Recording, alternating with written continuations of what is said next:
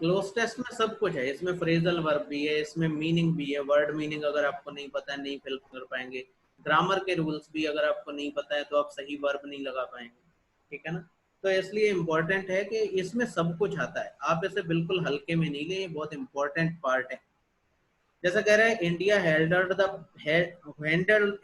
The problem of the cat preying on goats, sheep, donkeys, and other animals by roping communities in conservation, ठीक है ना। ध्यान से देखें, India handled the problem of cat preying. Cat से मतलब यहाँ बिल्ली नहीं है, कैट से मतलब है बिल्ली प्रजाति के जो जानवर है, जैसे बाघ है, शेर है, चीता है, तेंदुआ है, वो सारे कैट है। देखो उसने क्या लगाया, द कैट। तो अगर किसी कॉमन नाउन के आगे दा लगा हो तो वो उनकी पूरी प्रजाति को डिनोट करता है। कैट से मतलब बिल्ली नहीं है, कैट से मतलब है बिल्ली प्रजाति के सभी जानवर जो शिकारी होते हैं। अब बिल्ली भी शिकारी होती है, वो छोटे जानवरों का शिकार करती है। तेंदुआ है, थोड़े बड़े शिकार करता है। शेर है, उससे भी बड़े शिकार करता है। बाघ है, बड़े शिकार करता है, हिरन जैसे जानवर को मार गिराता है। तो द कैट से मतलब यहाँ पर बिल्ली नहीं, तो ये बात आपको समझनी पड़ेगी।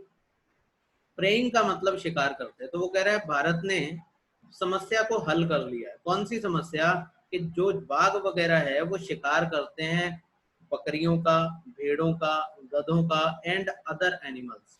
ध्यान से देखो तो ये सारे पालतू जानवर हैं। भाई अगर जंगली जानवरों का शिकार करते हैं तो हम उन्हें रोक नहीं सकते, वो मर जाएंगे।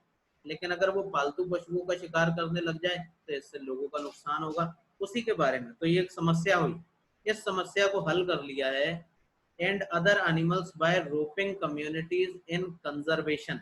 उन्होंने समुदायों को किस में ले आए हैं। अब देखो रोपिंग वर्ड आपको नहीं समझ में आ रहा होगा, रोप का मतलब आप रस्सी जानते हैं, अभी बात करेंगे, ये एक फ्रेजल वर्ब है।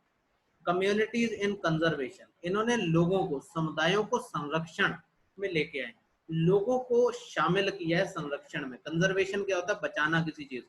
And compensating them for the any loss, और उन लोगों को क्षतिपूर्ति भी की है। अगर वो लोग हमारी सहायता करें कंजर्वेशन में तो इससे उन्हें जो नुकसान होता है उसकी क्षतिपूर्ति की है, कंपनसेट किया है। एन इंश्योरेंस प्रोग्राम, एक बीमा कार्यक्रम चलाया गया है residents of part of Spiti valley in Himachal Pradesh.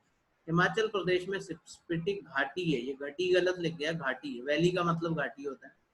Also worked well, उसने भी अच्छा काम किया है, समझ रहे ना।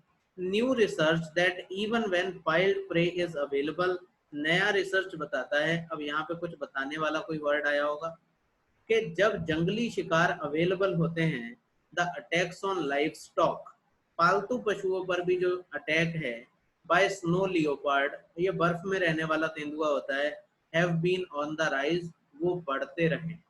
मतलब अगर आपको ये बीच के वर्ड ना भी पता हो तब भी आप पैसेज का मीनिंग निकाल पा रहे हो, और ये इंपॉर्टेंट है कि आप पैसेज का मीनिंग निकाल पाओ। पहले मीनिंग आ गया, अब जो है अब हमें फिल करना है।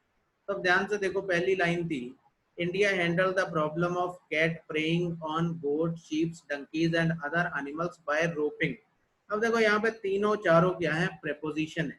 तो इसके लिए आपको पता होना चाहिए कि रोप इन, इसके लिए आपको पता होना चाहिए, जिन्हें नहीं पता है वो याद करेंगे, इसीलिए तो पढ़ रहे हैं क्योंकि हमें पता नहीं।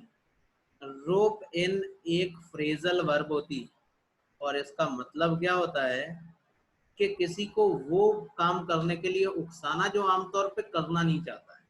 मतलब किसी आदमी को परसुएड समवन, परसुएड का मतलब मनाना, खुशामद करना, persuade someone to do something which he doesn't want to do. कोई ऐसा काम, अगर ऐसी कोई प्रेपोजिशन, ऐसी कोई फ्रेजल वर्ब आपको मिलती जाए तो कॉपी लेके बैठा करें, साथ के साथ नोट करते रहें कि आपके काम की कौन सी बात है, कभी कभी रिवाइज करें, काम आएगा, कभी आगे से रो पाएगा, तो आपको कुछ सोचना नहीं पड़ेगा, आप पेन लगाओगे बात आगे बढ़ जाएगी। तो जब वो कह रहा है रो पेन, इसका मतलब है किसी को ऐसा काम करने के लिए तैयार करना जो वो करना नहीं चाहता है, he doesn't want to do, इसका ये मतलब है। हिंदी में लिख लें, इंग्लिश में लिख लें, साथ में मीनिंग, कॉपी लेके बैठा करें, क्योंकि क्लोज टेस्ट से आपको हर बार कुछ ना कुछ नया मिलेगा जो आप शायद ग्रामर में कभी ना पढ़ो। सही है बात। तो यहाँ पे बात हो गई इतनी, तो क्या आना चाहिए, रोप इन। क्या आना चाहिए, रोप है। देखो मीनिंग भी निकलेगा। वो कह रहा है कि लोगों को मना लिया है, कम्युनिटी समुदायों को, वो जो उस इलाके में रहते हैं, कि वो भी संरक्षण में सहयोग करें, और साथ में इस वजह से उन्हें कोई नुकसान होता है तो उसकी भरपाई भी सरकार ने की है।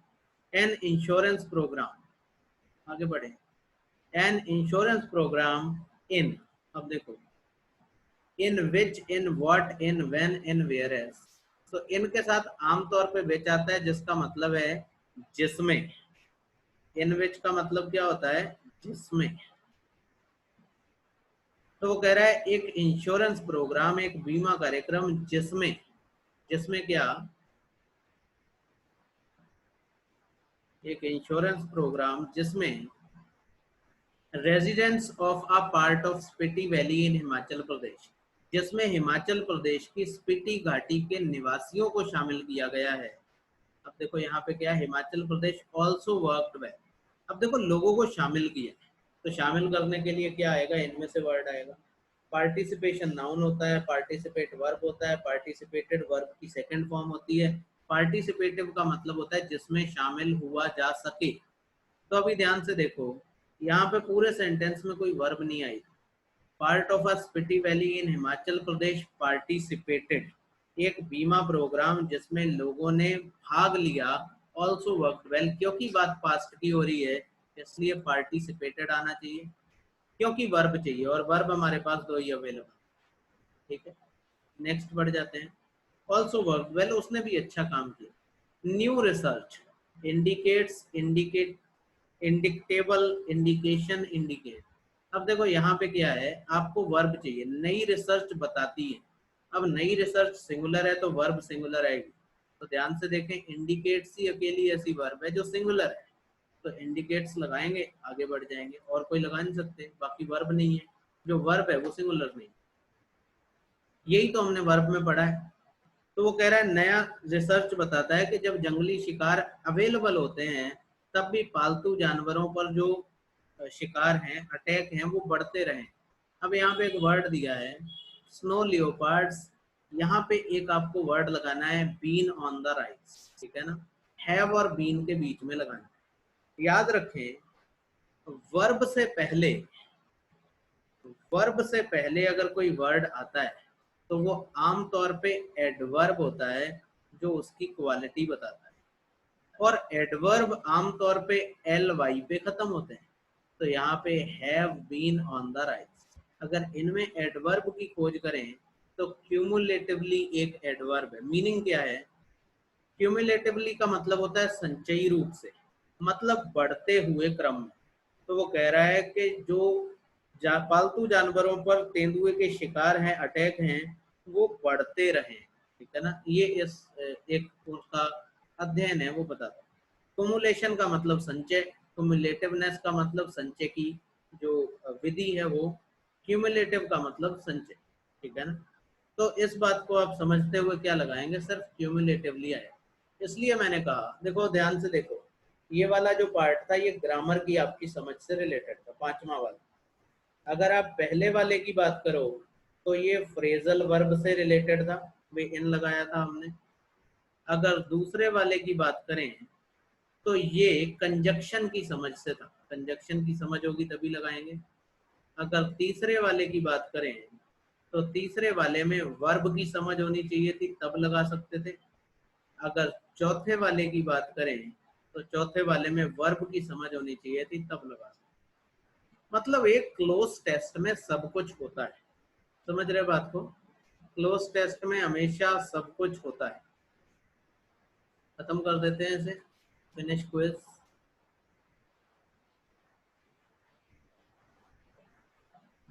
सही है, सही हो गया सारा। क्लिक एयर टू कंटिन्यू, इससे हम नेक्स्ट क्विज पे पहुंच जाए। क्लोज टेस्ट नंबर 4, इस पे बात करनी है, कर लेते हैं। इसे भी पढ़ के समझते हैं पहले ये किस बारे में। Everyone is busy in making their life in the world, हर आदमी अपनी जिंदगी बनाने में व्यस्त है। आफ्टर वर्किंग होल डे, सारा दिन काम करने के बाद, there are so many things that gives up an irritation, बहुत सारी ऐसी चीजें हैं जो हमारे अंदर खींच पैदा करती हैं, इरिटेशन पैदा करती हैं। We face many in our life, हम अपने जीवन में बहुत सारी चीज़ों का सामना करते हैं. Those who are heavy set with material will have a lot of trouble when their things are taken away from them or lost. वो लोग जिनके पास बहुत सारी मटीरियलिस्टिक चीजें हैं, मतलब संपत्ति है, उन्हें तब बहुत मुसीबत महसूस होती है जब उनकी चीजें उनसे ले ली जाती हैं या खो जाती हैं. बट द इस लाइफ स्टिल इज इजी, लेकिन जिंदगी फिर भी आसान है. इट ऑलवेज विल बी, ये हमेशा आसान रहेगा. मतलब जो बीच में शब्द नहीं दिए हैं, उससे भी आप इस बात को समझ सकते हो कि उनकी बहुत जरूरत नहीं है आपको. समझ रहे हैं ना? उसकी बहुत जरूरत आपको नहीं है. उसके बिना भी आप मीनिंग तो निकाल ही पा रहे हैं. अब क्या फिल करना है देखें. वो कह रहा है हर आदमी जीवन बनाने में व्यस्त है, सारा दिन काम करने के बाद there are many things that gives up irritation. तो मैनी क्या आएगा? Many hampered things, many things hampered, many things cultured, many things disordered, many things experienced. ठीक है ना? तो अभी ध्यान से देखें. मैनी थिंग्स समझना पड़ेगा भाई इसे. There are so many things experienced, disordered, hampered. Things के साथ तो हैम्पर्ड नहीं आ सकता, क्योंकि हैम्पर्ड थिंग्स नहीं हो सकता. कल्चर्ड, डिसऑर्डर्ड होना चाहिए, क्योंकि वो कह रहा है बहुत सारी चीजें जो हैं वो अस्त व्यस्त होती. Many so many things disordered that gives us, जो हमें देती है. क्या देती है?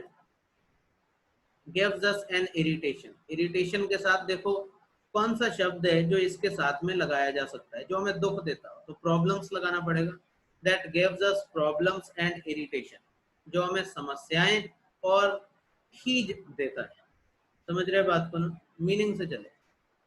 We face many we face many chaos, competition, hurdles, rituals. तो हम बहुत सारी हर्डल्स मतलब अड़चने महसूस करते हैं. वी फेस मेनी हर्डल्स, बहुत सारी अड़चने हमारे जीवन में आती हैं. We face many hurdles in our life, हमारे जीवन में बहुत सारी अड़चने आती हैं. Those who are heavy set with material, जिनके पास बहुत सारा material, advancement, gift, possession, burden. तो क्या आना चाहिए? पोजेशन आना चाहिए. दोज हु आर, ये मेरे ख्याल चौथा हो गया, हमें तीसरा करना था ना.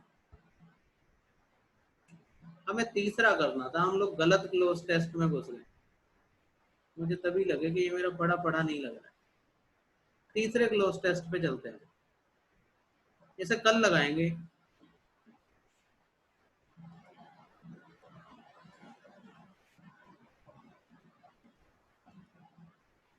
इसे देखें. There has never been a better time to get out of our own way and get rid of fear. क्योंकि चौथा आपने लगाया नहीं था, इसलिए मैंने उसे हटा दिया. ठीक है ना? चौथा इसलिए हटा दिया क्योंकि आपको मैंने दूसरा तीसरा लगाने को बोला था, वरना वो तो लग ही चुका था, उसे क्या खत्म ही कर देते. लेकिन चौथा बाद में देखें जब लगाएंगे अगली बार. There has never been a better time to get out of our own way and get rid of fear. Get rid of एक फ्रेजल वर्ब है, इसे ध्यान रखना. गेट रेड ऑफ, जिसे ना पता हो लिख लेना, इसका मतलब होता है छुटकारा पाना. कह रहा है there has been never a better time to get rid of out of our own way and get rid of fear. कह रहा है इतना बेहतर समय कभी नहीं था अपने डर से छुटकारा पाने का. समझ रहे हैं? वी कैन चूज टू, हम चुन सकते हैं. On where we want to go instead where we may go. हम चुन सकते हैं कि हम कहाँ जाना चाहते हैं, इसके बजाय कि हम कहाँ जा सकते हैं. हमारा चुनाव है कि हम कहाँ जाना चाहते हैं, ये हम चुन सकते हैं, इसके बजाय कि हम कहाँ जा सकते हैं. ये नहीं, खुद जाएं वो अलग बात है, और कहाँ हम चले जाएं, परिस्थितियां ले जाएं, अलग बात. भाई सिर्फ 2 मिनट का टाइम देना मुझे, मैं आता हूँ. सिर्फ 2 मिनट.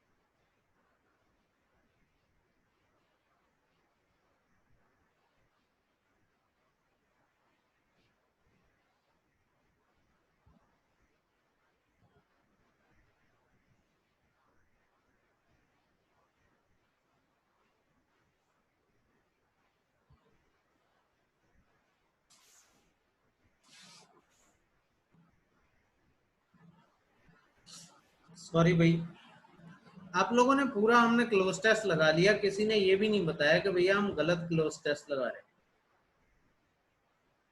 या तो आपका ध्यान कहीं और है, या आपने लगाया ही नहीं था जब मैंने आपसे बोला था कि दूसरा तीसरा लगा के रखो। सही है ना? इसे समझे, देखो इसमें काम की चीजें क्या है, पहले क्लोज टेस्ट में से काम की चीजें निकाल लेते हैं। पहली काम की चीज है गेट रेड ऑफ। इसका मीनिंग आपको पता होना चाहिए, phrasal verb, get rid of. इसका मतलब क्या है? छुटकारा पाना, किसी भी चीज से छुटकारा पाना। कोई भी चीज जो आपको इरिटेट करती हो, कोई चीज हो, कोई आइडिया हो, कोई विचार हो, कोई सोच हो, किसी भी चीज से छुटकारा पाने को आप गेट रेड ऑफ कहते हैं। दूसरी इंपॉर्टेंट चीज है, दूसरा इंपॉर्टेंट कोई वर्ड आपको इसमें लग रहा है, इंस्टेड ऑफ का मतलब होता है के बजाय, और कोई वर्ड इसमें दिख नहीं रहा। एक देखें, ऑफ कोर्स। देखो भाई, कोर्स आप लोग जानते हैं, कोर्स कहते हैं आप लोग अपने कोर्स को, जो पढ़ाई में आप लोग यूज करते हैं, ऐसा होता है। लेकिन ऑफ कोर्स, ऑफ का मतलब क्या होता है? अलग या दूर, अलग हटा हुआ। ठीक है ना? तो ऑफ कोर्स का मतलब हो गया रास्ते से भटक जाना। कोर्स कहते हैं जो नेचुरल रास्ता होता है ना कहीं जाने का। जो आप लोगों का कोर्स होता है वो भी क्या है? आपके किसी एंड को, आपके किसी गोल को पाने का रास्ता ही तो है। तो ऑफ कोर्स को समझो, शब्द जो है वो बिल्कुल उनके मीनिंग में इस्तेमाल नहीं होते।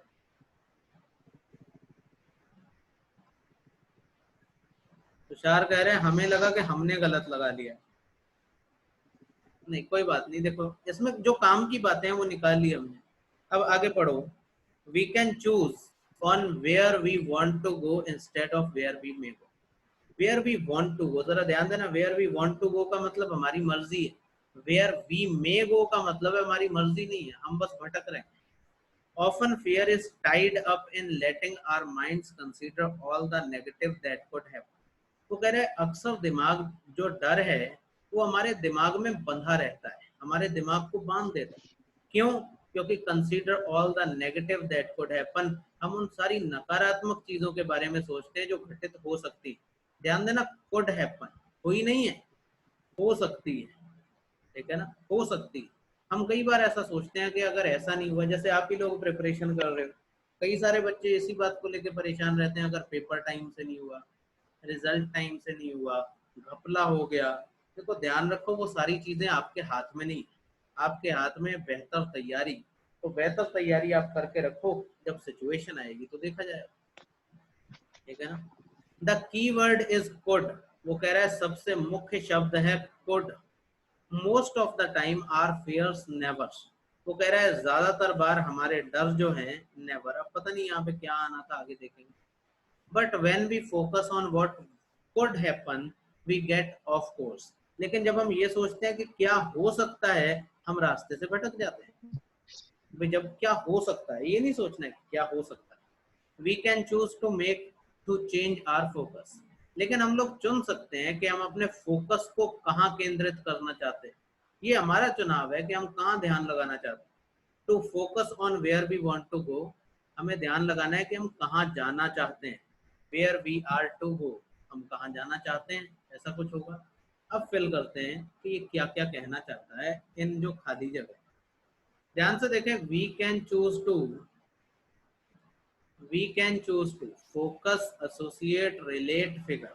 अब देखो ध्यान देना, क्या है यहाँ पे, एक वर्ड देखना यहाँ पे ध्यान से, कौन आया है बाद में? ऑन।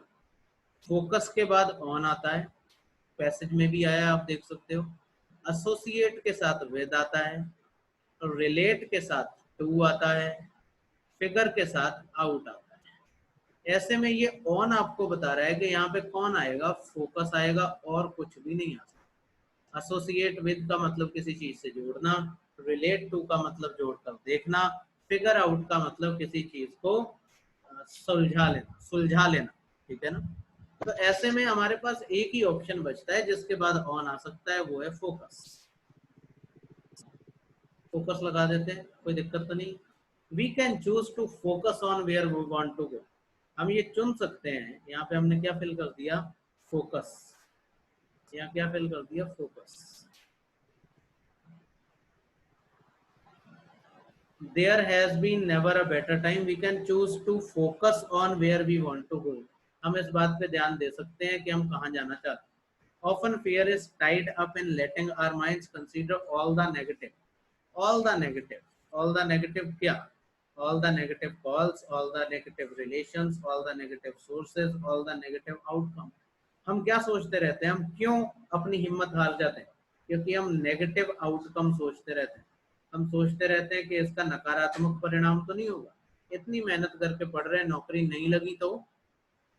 समझ रहे हैं ना? ये सबके दिमाग में आता है, कोई आप अकेले नहीं. लेकिन कोशिश करनी है कि इससे बचना है. तो एक ही शब्द है जो मीनिंगफुल बात बना रहा है, आउटकम. इसे लगा दो. तो यहाँ पे क्या आ गया, आउट दैट कुड हैपन, जो हो सकता है. हाँ, कुछ पूछ रहे हैं, कोई कुछ पूछ रहा है? ठीक है, ध्यान से देखें. अगला कह रहा है आगे, the key word is could. Important शब्द could. Most of the time are fears never materializes. बहुत समय बार तो ऐसा होता है जिस चीज से हम डरते रहते हैं वो कभी होती ही नहीं, materializes. कभी बहुत बार ऐसा होता है कि जो हम सोचते हैं वो कभी साकार नहीं होता. बाकी चारों के साथ मीनिंग ही नहीं बनता, क्योंकि वो यही कहना चाहता है कि हमारे डर बेबुनियाद हैं, क्योंकि कई बार जिन बातों से हम डरते हैं वो कभी घटित नहीं होते. ठीक है ना? आगे दे रहे. पर कह रहा है but when we focus on what could happen we get off course. लेकिन जब हम ये सोचते हैं कि क्या हो सकता है, हम रास्ते से भटक जाते हैं. We can choose to make a. हम चुन सकते हैं to make a commitment, monument, abolishment, abashment. अब देखो हम लोग क्या क्या चुन सकते हैं. हम लोग चुन सकते हैं कि हम दृढ़ निश्चय करें. स्मारक बनाना थोड़ी चुनेंगे, क्योंकि वो कंटेक्स्ट के हिसाब से सही नहीं है. अबॉलिश भी नहीं करना, कुछ उन्मूलन नहीं करना, खत्म नहीं करना. अबैशमेंट, शर्मिंदगी नहीं चुननी है हमें. तो वो कह रहा है we can choose to make a commitment to choose our focus, ताकि हम अपने फोकस को चुन सकें. तो आंसर क्या होना चाहिए, कमिटमेंट. ये सबका सही हुआ होगा, आसान था. फिर कह रहा है to focus on where we want to go. कहाँ पे हमें क्या कमिटमेंट करना है, चेंज आर फोकस. और क्या कमिटमेंट करना है कि कहाँ हमें जाना है, where we are inspired to go, uncharted to go, beleaguered to go, uncluttered to. तो इंस्पायर्ड टू, कहाँ जाने के लिए हम प्रेरित होते हैं, ये हमें चुनना है. अब अगर इस क्लोज टेस्ट को पूरे समराइज करें हम लोग, ध्यान से समझना बात को. ऐसा नहीं कि आपने क्लोज टेस्ट लगाया, सही हुआ गलत हुआ छोड़ दिया, नहीं, ऐसा नहीं करना. आप इसको अगर समरी को देखें, अगर पूरी बात को समझें, तो इसकी गहराई में जाने की कोशिश करते हैं. देखो ध्यान से, पहला सेंटेंस इस बात से रिलेटेड था कि इसके बाद में कौन सी प्रेपोजिशन आती है. तो किस वर्ड के साथ कौन सी प्रेपोजिशन यूज होती है, ये आपको ध्यान में समझना पड़ेगा. हिंदी बनाने के लिए देखो आकाश, आपको पढ़ना पड़ेगा. अगर कुछ लोगों को इंग्लिश पढ़ के हिंदी बनाने में दिक्कत है, तो मैंने बहुत बार कहा है, अनगिनत बार कहा है, सैकड़ों बार कहा है, और अभी भी वही कहूंगा एक ही बात, क्योंकि और कोई रास्ता ही नहीं. आप लोग छोटे छोटे सेंटेंस जिन किताबों में हो, छोटे बच्चों की कहानियों की किताबें उठा लो, दूसरी तीसरी चौथी की रद्दी में मिल जाती. 1 किलो ले आओ, साल भर चलेंगी. समझ रहे हो ना? 15-20 रुपए की किताब, रद्दी वाले के पास जाना, उसके पास जाके देखना छोटे छोटे बच्चों की किताबें रद्दी वाले के पास पड़ी रहती. अभी तो सिलेबस खत्म हो गए, बहुतों ने रद्दी तो लाई होगी. तो वहां से वैसी किताबें लो और उनको पढ़ो, उनका मीनिंग ढूंढने की कोशिश करो. और एक एप्लीकेशन है, गूगल एप्लीकेशन, गूगल ट्रांसलेट, उसे डाउनलोड कर लें. क्योंकि ऐसा पॉसिबल नहीं है कि हर समय आपके पास कोई ऐसा आदमी हो जो आपको हर बार मीनिंग बता दे. गूगल ट्रांसलेट जो है, इसे डाउनलोड कर दो. गूगल ट्रांसलेट में एक कमी भी है. वो कमी ये है कि जो सेंटेंस ईडियम्स से बने होते हैं, उनके मीनिंग ये सही नहीं बता पाता. जो इडियोमेटिक सेंटेंस होते हैं, उनके मीनिंग सही नहीं बताता है, लेकिन सीधे सीधे सेंटेंसेस के मीनिंग ये बड़ी आसानी से साफ साफ बता. गूगल ट्रांसलेट डाउनलोड करो, उसमें टाइप करो या फोटो खींच के भेज दो, पूरा पैसेज आपको वो हिंदी में मीनिंग दे दे. हालांकि बिल्कुल करेक्ट मीनिंग नहीं आएगा, लेकिन उससे आपको आइडिया लग जाएगा। तो ये मेहनत आपके करने की आपको करनी ही पड़ेगी। जब तक नहीं करोगे तब तक यही सेंटेंस आप लिखते रहोगे। मुझसे पढ़ रहे हो आज, कल किसी और से पढ़ोगे, परसों किसी और से पढ़ोगे, पहुंचोगे कहीं नहीं। तो इसमें कुछ काम मेरे करने का है, कुछ काम आपके करने का है। आपको अपने एंड से भी काम करना पड़ेगा। समझ रहे हैं आकाश? अब बाकी बात, बाकी लोग देखो भाई, सारे लोग देखो कि कहाँ कहाँ से आता है ये क्लोज टेस्ट। तो यहाँ पे हमें इस बात से पता लग गया कि ऑन से पता लग गया कि कौन हमें लगाना था। सही है। अगर दूसरे सेंटेंस पे चले, दूसरे सेंटेंस, दूसरे खाली जगह पे, minds consider all the negative